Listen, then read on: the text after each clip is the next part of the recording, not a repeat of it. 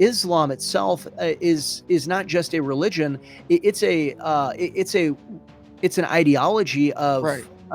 of violence and war. About 70% of the tenets of what they do is an ideology of violence and war. When you look at their theory of abrogation, which Mm. is how they interpret the Quran, because Right. it contradicts itself faster than than you can sneeze. I mean, Right. it contradicts itself left and right. And so, what the Quran, what they've come to decide is that the Quran, you have to interpret it through through a lens of what was the most recent revelations that came in.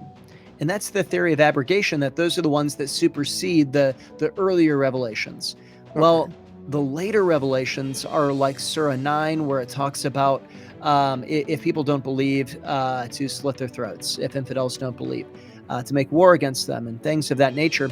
And it's the violent passages that are the ones that are actually in play.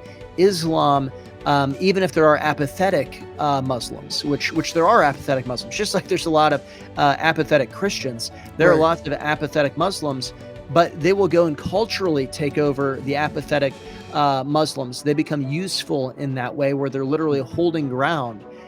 But then when the radicals, is what we like to call them, come in, or those who are practicing Islam come in, those who are apathetic just stay there. Right. And they turn their eyes. They don't look at what's happening. They don't care about their neighbor. That person who they were just doing business with the day before, they're okay if they get hacked up by a machete, because ultimately they are loyal to Allah. Right. Right. And Right. so, as Christians, we do need to understand this. I mean, just what happened earlier this week with New York City electing a mayor who is, extremely he's Muslim, and he's extremely pushing the Muslim ideology. Right. We need to wake up.